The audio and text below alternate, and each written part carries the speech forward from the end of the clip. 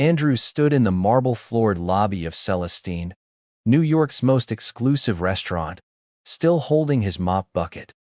Water dripped from the handle onto the imported Italian tile, each droplet a small explosion in the sudden, suffocating silence.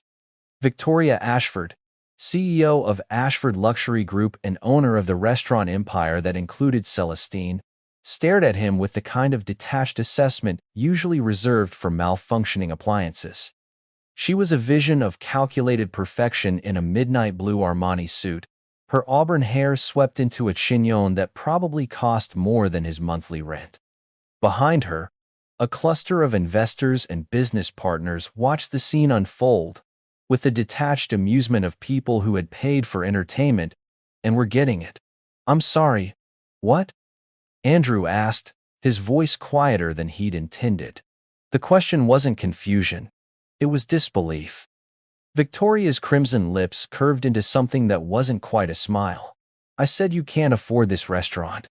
You're clearly lost. The service entrance is around back. And I believe your shift ended." She glanced at the diamond-encrusted Patek Philippe on her wrist. 7 minutes ago. The lobby of Celestine was designed to intimidate. Vaulted ceilings soared 30 feet overhead, adorned with a crystal chandelier that had once graced a Venetian palazzo. The walls were paneled in rare zebra wood, and the host's podium was a single slab of white Carrara marble. This was a temple to excess, where a single meal could cost what Andrew earned in a month. The reservation list was 6 months deep, and even then, only certain names were accepted. Andrew had been cleaning these floors for 8 months.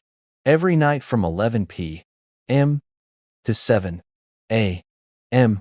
He mopped, he polished, he erased the evidence of wealth's passage through these hallowed halls. He knew every corner of this building, every temperamental faucet in the bathrooms, every loose tile in the kitchen. He was invisible here. A ghost who kept the machinery of luxury running smoothly. But tonight, he had made a mistake.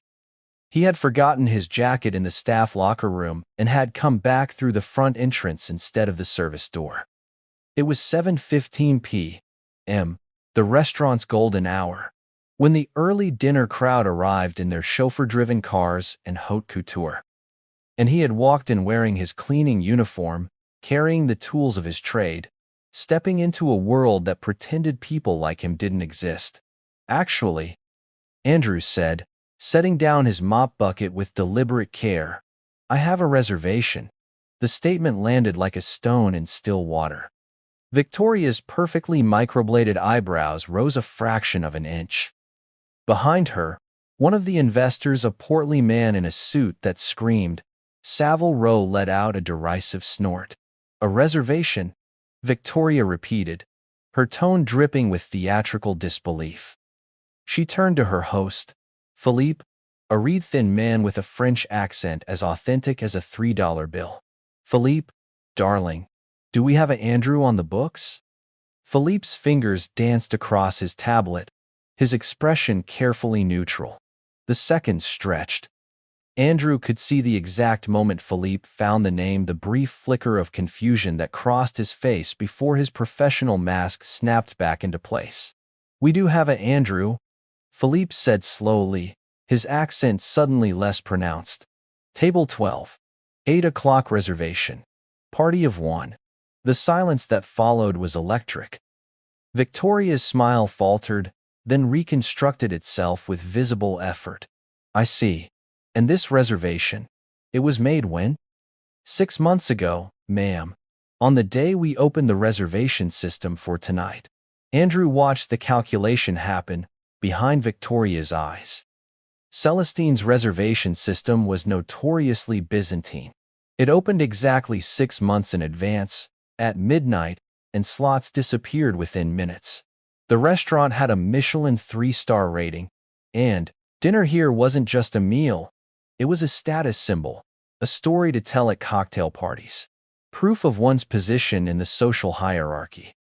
The portly investor stepped forward, his jowls quivering with indignation. "This is absurd, Victoria. The man mops your floors. He probably used a stolen credit card. I insist you have security remove him immediately. Something flickered across Andrew's face then, something cold and hard that made Victoria pause. It wasn't anger. Exactly. It was the look of a man who had been pushed to a very specific edge and found himself surprisingly comfortable there. The reservation was paid in full at the time of booking, Andrew said, his voice even. $5,000 for the 12-course tasting menu with wine pairings. The payment cleared. I have the confirmation email, if you'd like to see it. $5,000. The number hung in the air like an accusation. It was an obscene amount of money for a single meal, even by Celestine's standards. It was also exactly 3 months of Andrew's salary as a janitor. Victoria's eyes narrowed. Where does a janitor get $5,000? The question was a trap, and they both knew it. Any answer would be wrong. If he said he'd saved it, he was a fool wasting his money on frivolity instead of necessities. If he said he'd borrowed it, he was irresponsible. If he refused to answer, he was suspicious. Andrew met her gaze directly. That's none of your business. The lobby seemed to contract. One of Victoria's associates, a sharp-faced woman in Prada, gasped audibly. No one spoke to Victoria Ashford like that. She was a billionaire 20 times over, a woman who had built an empire of luxury brands and high-end hospitality. She sat on boards, influenced markets, and had politicians on speed dial. She was, in every measurable way, untouchable. Excuse me? Victoria's voice had gone dangerously soft. My finances are my business, Andrew continued, his tone still perfectly level. I made a reservation. I paid for it. I'm here to honor that reservation.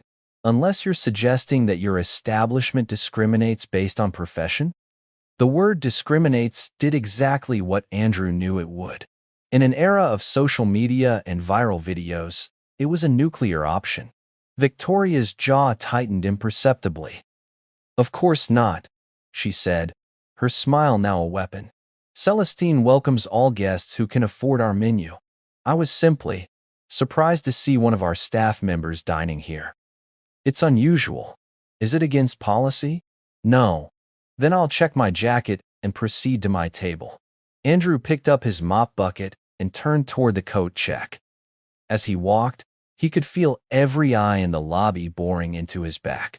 The water from his equipment left a small trail across the pristine floor, a working-class breadcrumb trail through a palace of privilege. Philippe scrambled to intercept him. Mr. Andrew, perhaps you'd prefer to come back another evening? We could offer you a more appropriate time slot? Andrew stopped. Is 8 o'clock tonight not appropriate? I merely meant, I know what you meant. Andrew's voice was quiet, but it carried. My reservation is for tonight. I'll be here at 8 o'clock. In different clothes. He glanced down at his uniform. Unless there's a dress code that specifically prohibits people who work for a living? He left before anyone could answer, pushing through the service door that led to the staff areas. The heavy door swung shut behind him, muffling the explosion of conversation that erupted in his wake. In the sterile fluorescent lighting of the staff corridor, Andrew allowed himself a single moment of trembling. His hands shook as he set down the mop bucket. What had he just done? He'd essentially declared war on one of the most powerful women in New York. And for what? Pride? Principle? The stubborn, self-destructive need to prove a point? He thought of his daughter, Emma. She was 12 years old, and lived 3 states away with her mother, his ex-wife. Every penny he earned, every extra shift he worked, went into 2 accounts, one for Emma's future college fund and one for this moment. This absurd, ridiculous, utterly indefensible moment.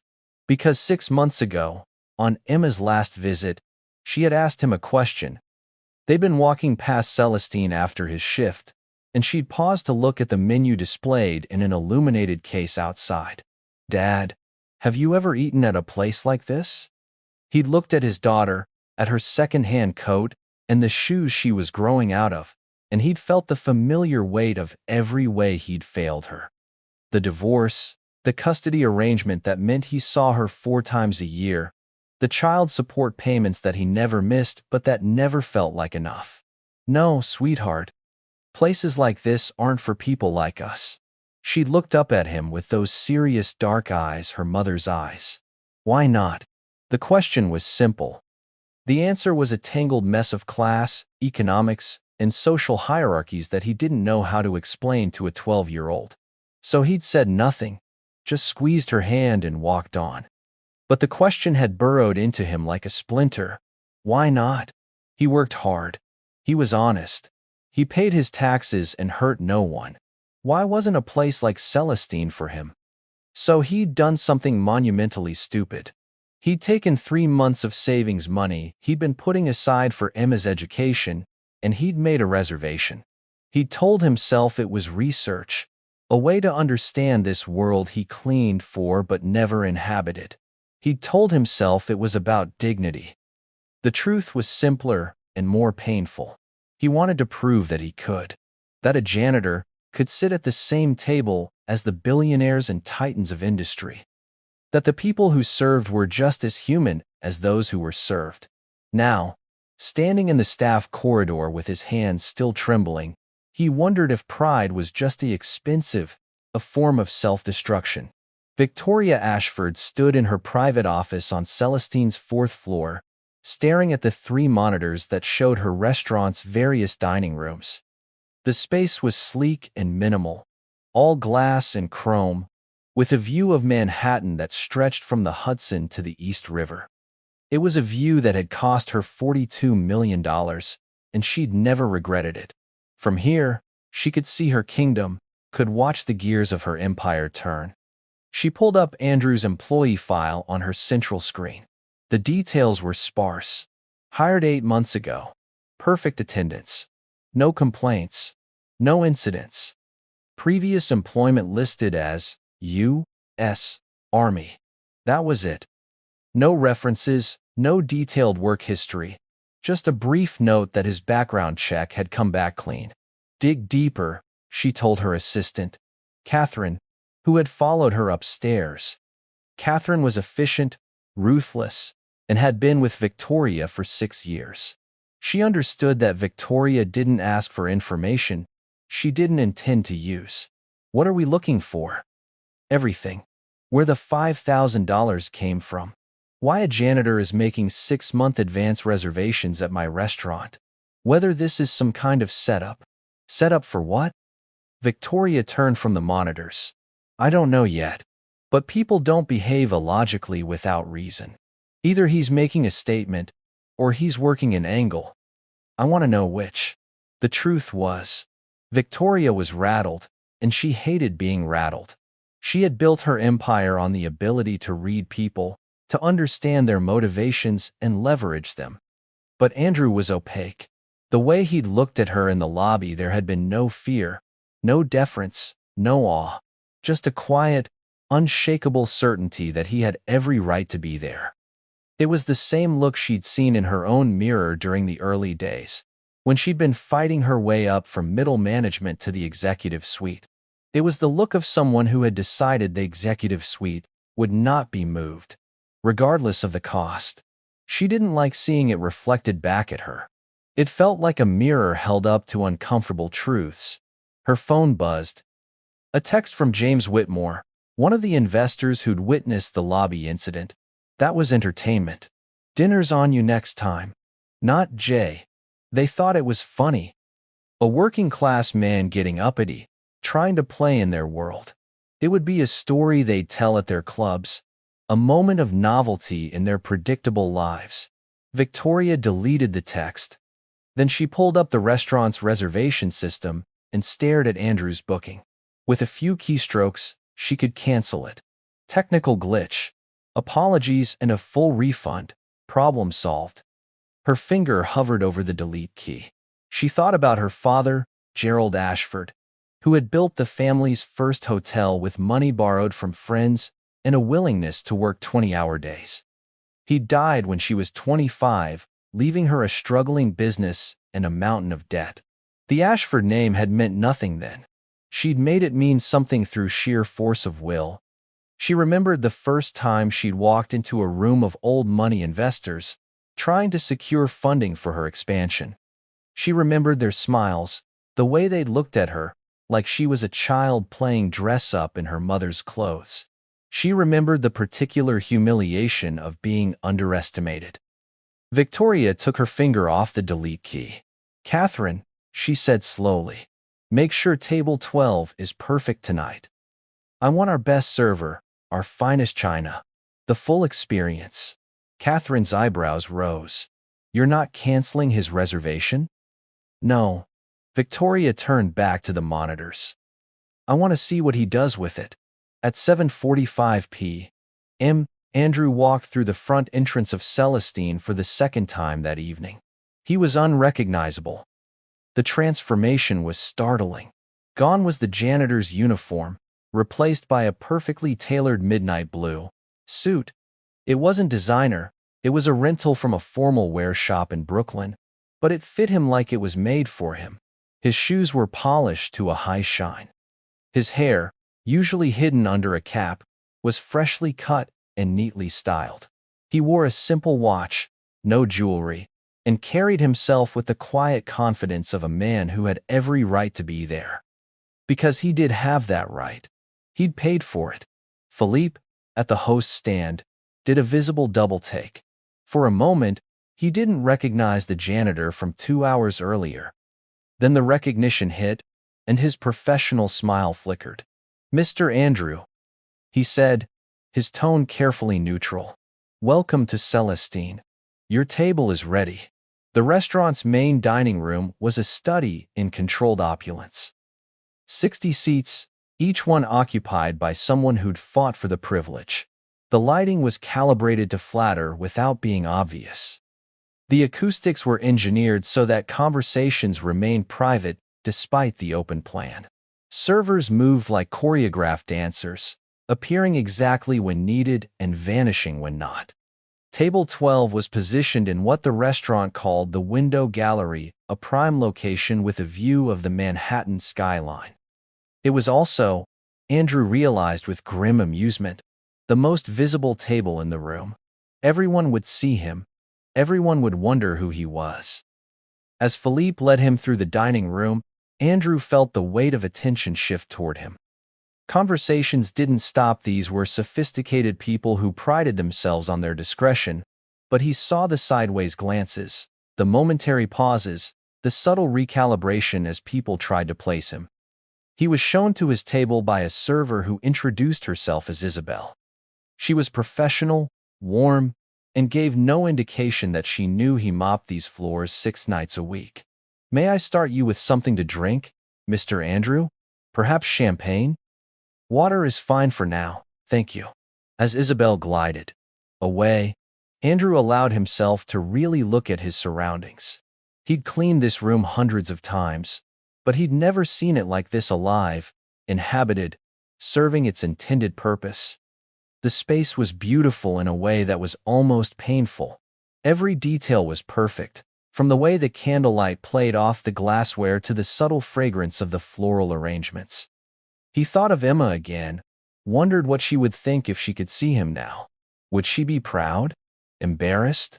Would she understand what he was trying to prove? "Mr. Andrew." The voice came from directly behind him. Andrew turned to find Victoria Ashford standing beside his table. She'd changed since the lobby encounter, now wearing a different outfit, a black sheath dress that probably cost more than his car. Her expression was unreadable.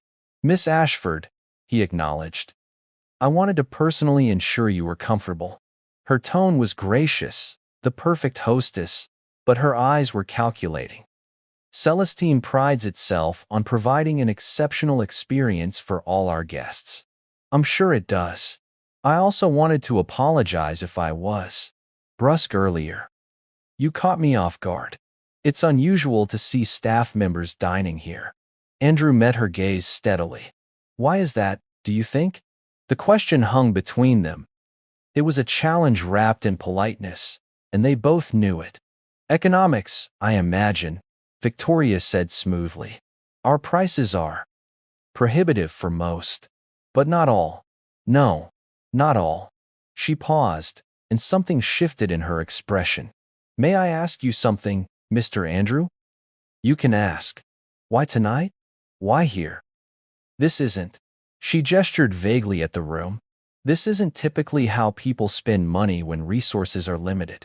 Andrew considered lying, offering some bland excuse. But he found he was tired of the performance, tired of pretending. I have a daughter, he said. She's 12. 6 months ago, she asked me why places like this weren't for people like us. I didn't have a good answer, so I decided to find out if she was right. Victoria's expression flickered. For just a moment, the CEO mask slipped, and Andrew saw something else underneath, something that might have been recognition or understanding. And what have you learned so far? She asked, her voice quieter. That I was right to wonder. Before Victoria could respond, a commotion at the entrance drew their attention. A man in an expensive suit was arguing loudly with Philippe, his voice carrying across the carefully calibrated acoustics of the dining room. I don't care if the reservation is under someone else's name. Do you know who I am? I'm Richard Castellano.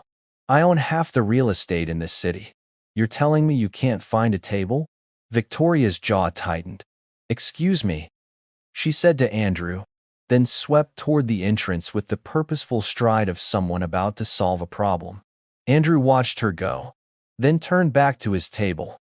Isabel had returned with his water, accompanied by a sommelier who introduced himself as Henri and began describing the evening's wine pairings in loving detail. As the first course arrived, a delicate construction of hamachi, yuzu, and microgreens that looked more like art than food, Andrew found himself thinking about Victoria's question. Why here? Why tonight? The truth was more complicated than he'd told her. Yes, it was about Emma and her question, but it was also about every time he'd been invisible, every time he'd been dismissed, every interaction where his humanity had been overlooked because of the job he did or the clothes he wore. This meal, this absurdly expensive meal, was an act of rebellion.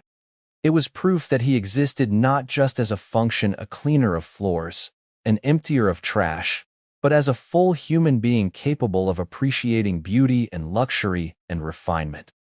It was also, he was beginning to realize, proof that the system was broken, because no one should have to spend 3 months of savings just to be treated like a person. In the kitchen, chaos had erupted. Table 12 sent back the hamachi, a server announced, his voice tight with stress. Chef Laurent Beaumont, Celestine's head chef and the genius behind its 3 Michelin stars, looked up from the pan he was manipulating with the precision of a surgeon. Send it back? Why? He said. The server consulted his notepad. He said it's too pretty to eat. He wants to take a picture first, but his phone died. The kitchen fell silent. Then, slowly, Chef Beaumont started to laugh. It was a rusty sound, like a gate that hadn't been opened in years. This man, he said in his thick Marseille accent, he is honest. He sees my art, and he wants to remember it. Bring him a phone charger, and tell him the hamachi will taste the same in 5 minutes as it does now. The server scurried off. Chef Beaumont returned to his pan, but there was a small smile on his face. Upstairs in her office, Victoria watched the exchange on the kitchen monitors. She'd been tracking Andrew's progress through the meal with more attention than she'd intended. The man ate slowly, deliberately, paying attention to each dish in a way that suggested genuine appreciation rather than performance. Catherine entered without knocking. I have the information you requested. And Andrew, age 38, honorably discharged from the Army 4 years ago after 12 years of service. Army Ranger, 2 tours in Afghanistan. Purple Heart, no criminal record, not even a parking ticket. Divorced 3 years ago. 1 daughter, lives with the mother in Ohio.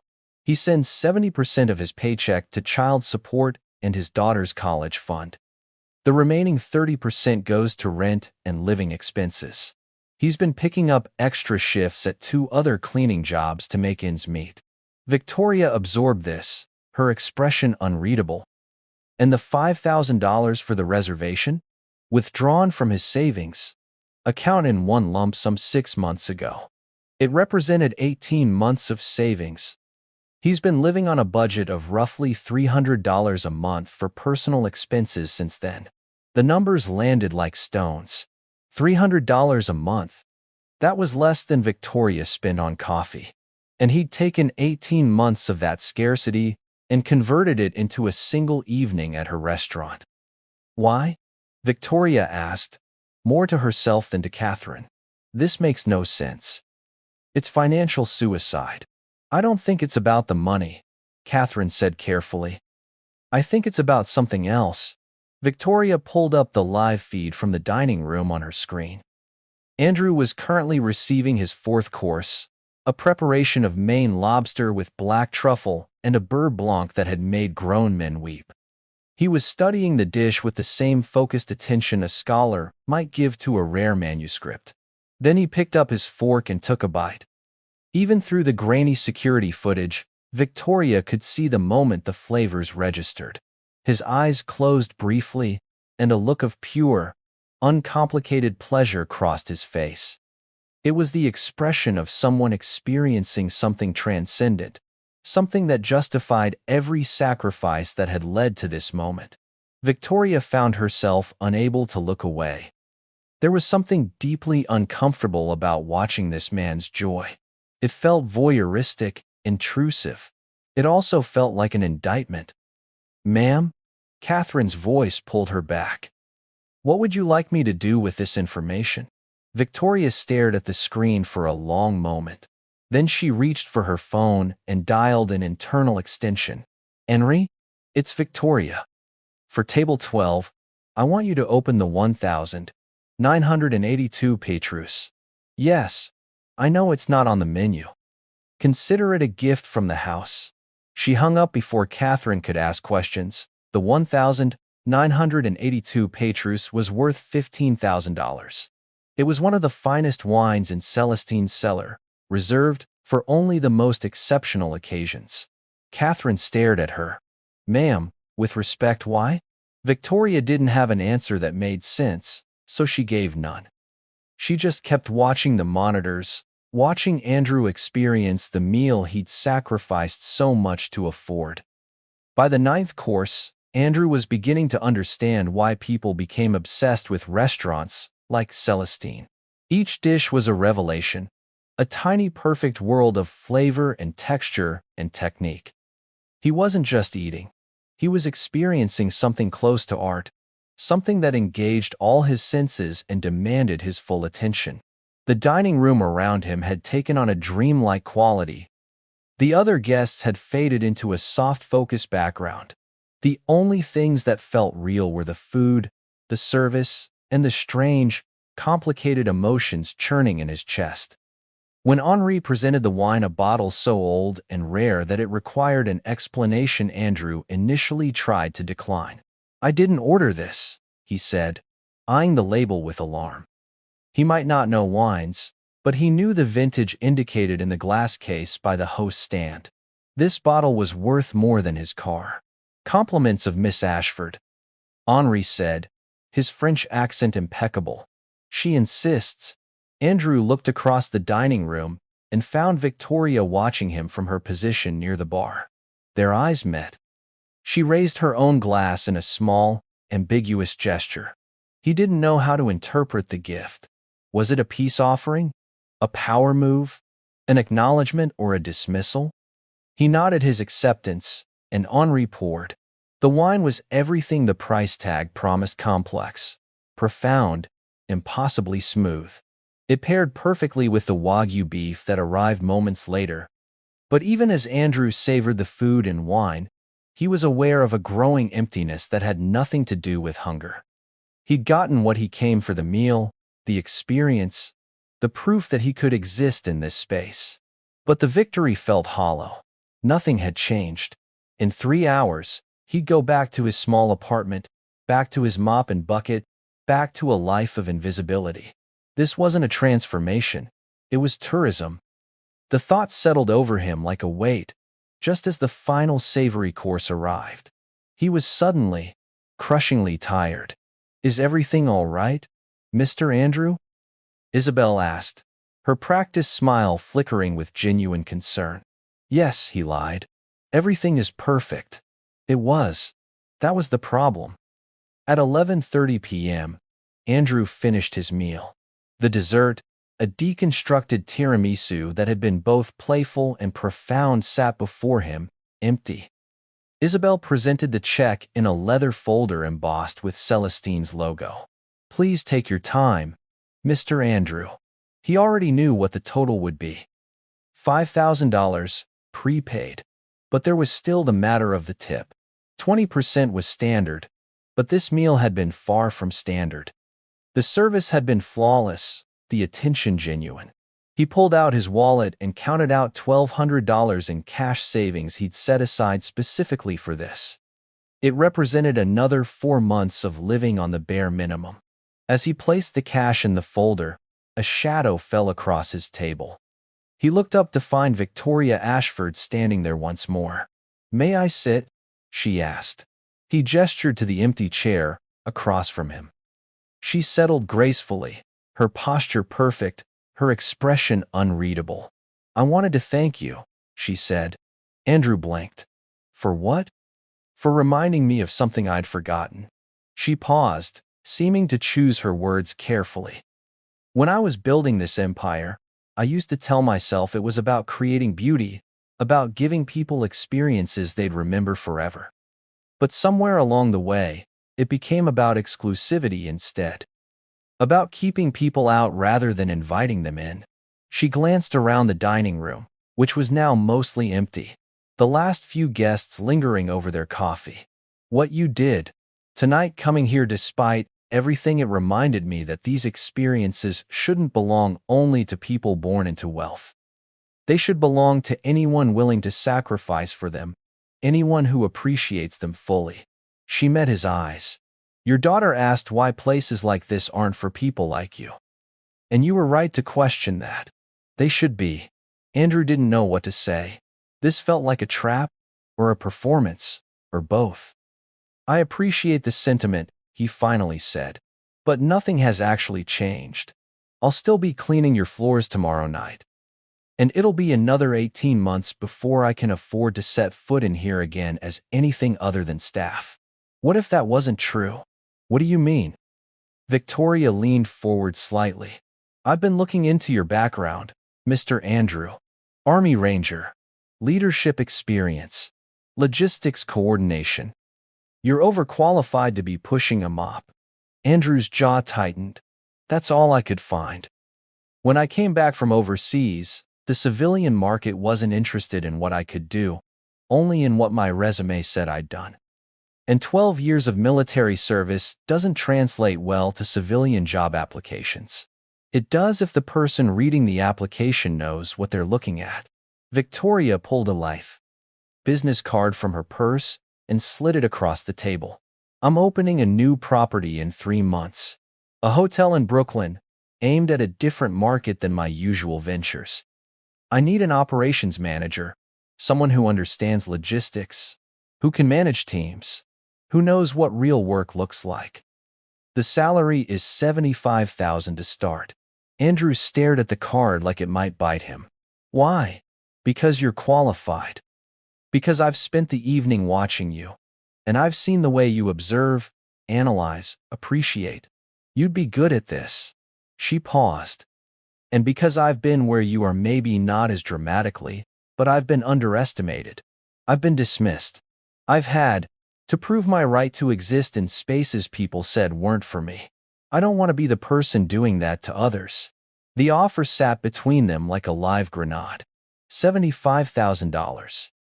It would change everything: his life, Emma's future, his ability to be more than invisible. But it felt wrong. Like charity dressed up as opportunity. Like Victoria Ashford was trying to fix her guilty conscience by purchasing absolution. "I'll think about it," Andrew said carefully. Victoria nodded, not pressing. She stood, smoothed her dress. "The offer stands. Take all the time you need." She turned to go, then paused. "Mr. Andrew? Tonight what you did, it took courage. Not the kind that gets medals, but the kind that's harder. The courage to be visible when the world wants you to be invisible. Don't lose that." She walked away, leaving Andrew alone at table 12 with an empty plate, an expensive glass of wine, and a business card that felt like it weighed 1,000 pounds. At 1 a.m., Andrew returned to Celestine through the service entrance, wearing his janitor's uniform, carrying his mop bucket. The dining room was empty now, the tables cleared, the perfection of the evening reduced to dirty dishes and crumbs. He began his routine, the familiar motions of cleaning. He mopped where he'd walked in his rental suit. He wiped down table 12, removing the last traces of his presence. He was a ghost again, making the space ready for tomorrow's guests, who would never know he'd been anything more. But something was different. He couldn't quite name it, but it was there, a subtle shift in how he saw the space, how he saw himself in it. His phone buzzed. A text from Emma. "Dad, Mom showed me the picture you sent from the restaurant. It looked so fancy. Did you really eat there?" He had indeed sent Emma a picture, the hamachi course, beautifully plated. He'd wanted her to see that he'd done it, that places like Celestine could be for people like them. He texted, "I really did, sweetheart. And I thought of you the whole time. Was it worth it?" He stared at the question for a long time, standing in the middle of the empty dining room, surrounded by the evidence of his nightly labor. Finally, he typed, "Yes, it was worth it. Not because of the food, but because I learned something important. I learned that we belong in any space we choose to enter. Don't ever let anyone tell you otherwise. Even if we can't afford it." His fingers hovered over the keys. "Then, especially then, belonging isn't about money. It's about dignity. Remember that." He pocketed his phone and returned to his work, the mop swishing rhythmically across the floor. The business card Victoria had given him was in his wallet. He hadn't made a decision about it yet. Part of him wanted to take the offer, to escape the cycle of invisibility and financial struggle. Part of him resented the offer, saw it as proof that he'd only become visible by performing for the ruling class, by turning his dignity into dinner theater. But a third part, the part that had survived 12 years in the military, a difficult divorce, and the daily humiliation of being overlooked, that part recognized an opportunity when it saw one. Maybe this wasn't about Victoria's charity or his pride. Maybe it was about Emma, about building a life where she wouldn't have to spend 18 months saving for a single meal just to prove her humanity. As he worked, he made a decision. He'd take the interview. Not because he owed Victoria anything, and not because he was grateful for her condescension. He'd take it because he'd earned it through 12 years of service, 8 months of reliable work, and a lifetime of proving himself in spaces that didn't want him. And if he got the job, he'd be damn good at it. Not to validate Victoria's decision to hire him, but to prove that he'd always been more than the janitor who mopped her floors. 3 months later, Emma visited for Thanksgiving. Andrew picked her up from the airport in a used Honda Civic that ran reliably instead of his previous car, which had run occasionally.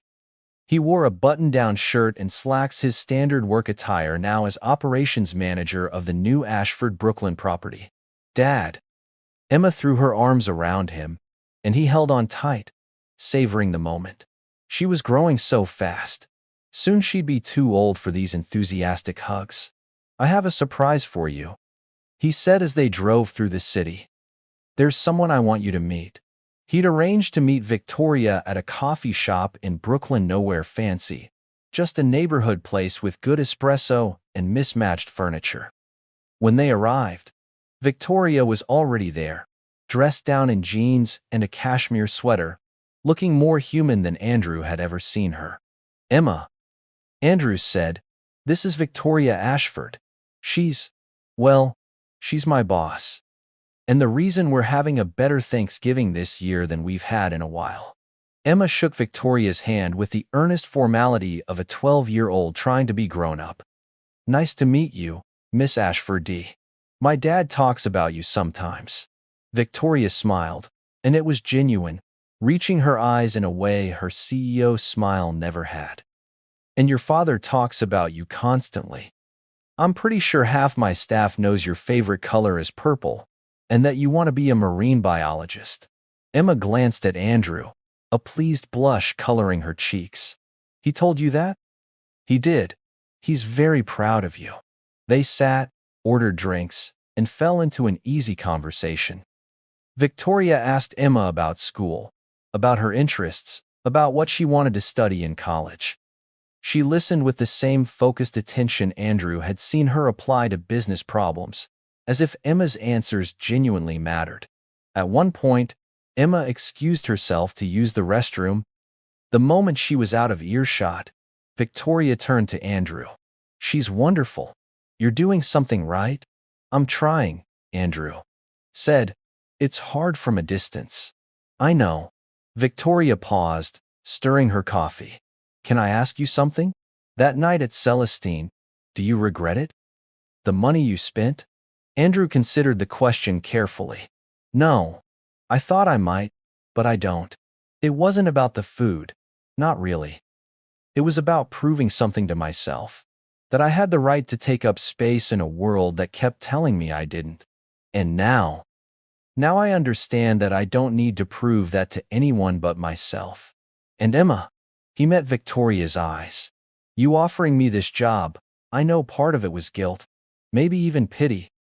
But I've decided I don't care about your motivations. I care about doing the work well, about building something my daughter can be proud of." Victoria's expression shifted, something vulnerable flickering across her face. "It wasn't pity, it was recognition. When I saw you in that lobby, in your work uniform, refusing to be diminished, I saw myself 20 years ago. Different circumstances, but the same refusal to accept that certain spaces weren't for me." She leaned forward. "The guilt came later, when I realized I'd become the person who creates those barriers instead of breaking them down." "So, what changed?" "You did. You showed me what I'd forgotten, that dignity isn't something you earn through wealth or status. It's something you claim through how you move through the world." She smiled, rueful. "I've spent 3 months thinking about that night. About the fact that you spent 18 months of savings on a single meal just to prove a point. That's not financial wisdom, but it's moral courage. And I'd rather hire someone with moral courage than someone with an MBA any day." Emma returned, and the conversation shifted back to lighter topics. But something had been settled between Andrew and Victoria, an understanding that their relationship wasn't charity flowing downward but mutual respect flowing both ways. As they left the coffee shop, Emma slipped her hand into Andrew's. "Dad, can I tell you something?" "Always. I'm glad you ate at that restaurant. Not because it was fancy, but because you showed me that we don't have to accept the boxes people put us in." She looked up at him, her expression serious beyond her years. "You could have just told me that, but you showed me. That matters more." Andrew felt his throat tighten. This moment right here was worth more than any meal, any job, any amount of money. This was his daughter understanding that her worth wasn't determined by others' assessment of her value. "I love you, Em. Love you too, Dad." 6 months after that, on a warm spring evening, Andrew stood in the lobby of the new Ashford Brooklyn Hotel, watching the final preparations for opening night. The space was beautiful but accessible luxury designed for people who worked for a living, who saved for special occasions, who deserved beauty and comfort without requiring a trust fund to access it. Victoria had taken his feedback seriously during the design process. The restaurant attached to the hotel served exceptional food at a quarter of Celestine's prices. The rooms were elegant but not intimidating. The staff was trained to treat every guest with the same respect, whether they arrived in a limousine or on the subway. It wasn't revolutionary, but it was intentional. It was a space that said, "You belong here, Whoever you are, however you got here. Andrew's phone buzzed. A text from Emma. Good luck tonight, Dad. You've got this. P.S. When can I visit and stay in your fancy hotel? He smiled and typed back. Soon, sweetheart. I'm saving the best room for you. Victoria appeared at his elbow, elegant in a green dress. Her hair down for once. Ready for this? Ready. Nervous? Terrified. She laughed. Good. That means you care. She paused, looking around the space they'd built together. Thank you, Andrew. For pushing back when I was wrong. For reminding me why I started doing this. In the first place. For being honest when everyone else just tells me what I want to hear. That's what you pay me for. No. I pay you to run operations. The honesty is extra, and it's worth more than your salary. The doors opened, and the first guests began to arrive. Andrew watched them enter, a young couple dressed in their best, clearly excited for a special night out. An older man with a worn face and careful movements, treating himself after what was probably a long week of work. A family with 2 kids, the parents' faces lit with the particular joy of being able to give their children an experience they'd remember. These were his people. Not because of shared economic status, but because of shared understanding that beauty and dignity and exceptional experiences shouldn't require a trust fund. That everyone deserved a space where they were seen, valued, and welcomed. As Andrew moved through the lobby, checking details, solving small problems, ensuring everything ran smoothly, he caught his reflection in one of the large windows. He barely recognized himself. Not because his clothes were different or his title had changed, but because he stood differently. He took up space without apology. He belonged. The janitor who'd walked into Celestine 8 months ago, carrying his mop bucket and his anger and his desperate need to prove something, that man was gone. In his place was someone who'd learned that dignity wasn't something you had to pay for, or fight for, or justify. It was something you claimed simply by refusing to be diminished. He thought of Emma's question from all those months ago. Why aren't places like this for people like us? Now he had a better answer. Not because Victoria had given him a job, or because he'd proven he could afford an expensive meal, but because he'd learned that people like us meant everyone. That belonging wasn't about deserving entry to exclusive spaces, it was about creating spaces where exclusion had no place. Late that night, after the last guest had checked in and the lobby had quieted, Andrew stood alone in the space he'd helped build. His phone buzzed one more time. Another text from Emma, sent late because she was probably supposed to be asleep. Dad, I've been thinking about that question I asked you. About why fancy places aren't for us. I think I figured it out. It's not that they're not for us. It's that us is bigger than I thought. Us is everyone who works hard and deserves beauty and respect. And now you're making sure us has a place to go. I'm really proud of you. Andrew read the message 3 times, his vision blurring. Then, he typed back, I'm proud of you too, Em. For asking the question that changed everything. For being brave enough to wonder why. Never stop wondering. Never stop questioning. That's how we make the world better, one question at a time. He pocketed his phone and took one last look around the lobby. Tomorrow would bring new challenges, new guests, new problems to solve.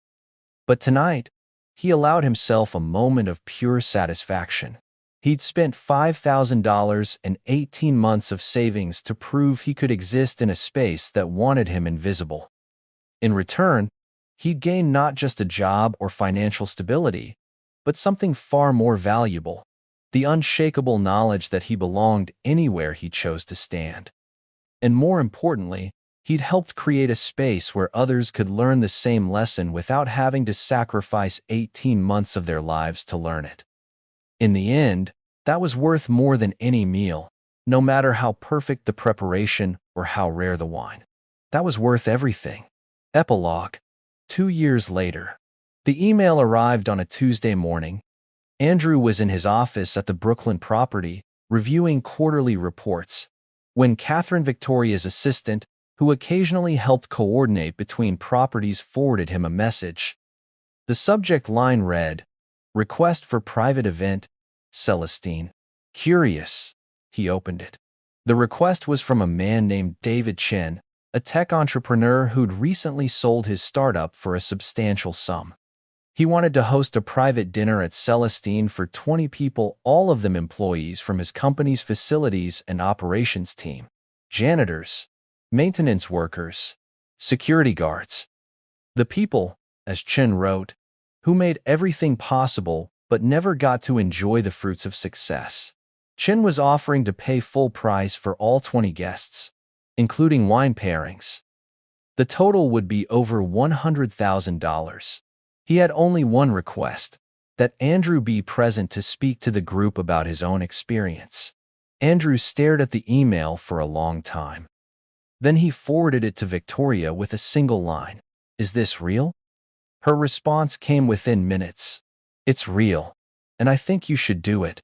Your story matters more than you know." 3 weeks later, Andrew stood in Celestine's private dining room, facing 20 people who looked exactly like he'd looked 2 years ago, uncomfortable in rented formal wear, overwhelmed by the opulence, uncertain of their right to be there. He didn't give them a speech about pulling yourself up by your bootstraps or working hard to succeed. He didn't offer platitudes about the American dream or the power of positive thinking. Instead, he told them the truth. 2 years ago, I spent 18 months of savings on a single meal at this restaurant. It was the most financially irresponsible thing I'd ever done. My ex-wife thought I'd lost my mind. My friends told me I was crazy, and they were all right. He paused, meeting the eyes of the people in front of him. But I'd do it again. Not because the food was worth it, though it was extraordinary. Not because it changed my material circumstances, though it eventually did. I'd do it again because it taught me that dignity isn't something you wait for permission to claim. It's something you take, even when the cost is high, even when it seems foolish, even when the world tells you that you're reaching above your station. He gestured around the room. You're here tonight because someone recognized your value and wanted to honor it. But the truth is, you didn't need this dinner to be valuable. You didn't need someone else's validation to deserve respect and beauty and recognition. You already deserve those things. You've always deserved them. A woman in the back raised her hand, tentatively. But how do you hold on to that? That feeling of deserving things? When the world keeps telling you you're wrong? Andrew smiled. You remember that the world is made up of people, and people are wrong all the time. You hold on to it by refusing to internalize other people's limited vision of what you can be. You hold on to it by raising children who never have to ask why beautiful things aren't for them. And you hold on to it by creating spaces whenever and wherever you can where everyone is welcome. The dinner that followed was everything Andrew remembered from his own experience: exceptional food, impeccable service, a sense of occasion that made ordinary people feel extraordinary. But more than that, it was a confirmation that his own small act of rebellion 2 years ago had rippled outward in ways he couldn't have imagined. David Chen approached him as the evening wound down. Thank you for doing this, for being here tonight. I should thank you, Andrew said. It's a generous thing you're doing. It's the least I could do. I read about your story in a business journal, the janitor who dined at Celestine and ended up changing how one of the biggest luxury brands thought about accessibility. It inspired me. He paused. When I sold my company, I realized that I'd spent years being so focused on succeeding that I'd forgotten about the people who made success possible. People like your guests tonight. People like you were. I didn't want to be the person who only recognized their value in retrospect. As Andrew left Celestine that night, walking past the lobby where he'd once stood with his mop bucket, he thought about the strange, unpredictable way that change happens. He'd walked into this building 2 years ago with nothing but stubbornness and a point to prove. He'd left with a lesson about dignity that had shaped everything that came after. Now, watching 20 people exit with the same dazed, joyful expressions he'd worn that night, he understood that his story had never been just about him. It had been about every person who'd ever been told they didn't belong, who'd ever been diminished, who'd ever been invisible. And the most powerful thing he could do with his story was share it not as inspiration, porn, or a feel-good narrative about overcoming obstacles, but as a simple truth. You belong. You've always belonged. And anyone who tells you otherwise is protecting a system that benefits from your self-doubt. His phone buzzed. Emma, now 14 and increasingly independent, but still checking in regularly. How'd it go, Dad? Better than I expected. I think I helped some people tonight. That's what you do best. Love you. Love you too, Em. Andrew pocketed his phone and walked toward the subway. Tomorrow he'd be back at work, dealing with vendor contracts and staff scheduling and the thousand small problems that came with running a hotel. But tonight, he allowed himself to savor the knowledge that his $5,000 meal had bought something far more valuable than an evening of exceptional food. It had bought a lesson in dignity that was still spreading, still touching lives, still reminding people that they had the right to take up space in a world that wanted them small. And that, in the end, was a bargain at any price. This story reminds us that true change doesn't always come from grand gestures or systematic reform. Sometimes it comes from a single person refusing to accept the limitations others place on them. Andrew didn't dismantle the class system with his $5,000 dinner. He didn't solve economic inequality or create universal access to luxury. But he did something equally important. He refused to internalize the message that certain experiences weren't for people like him. And in doing so, he created a ripple that touched lives he'd never meet, in ways he couldn't have predicted.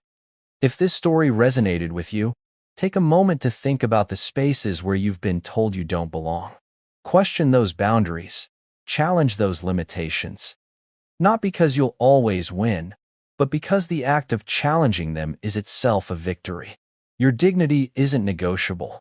Your worth isn't determined by others' assessment. And you belong in any space you choose to enter not because you can afford it, but because you're human, and that's enough.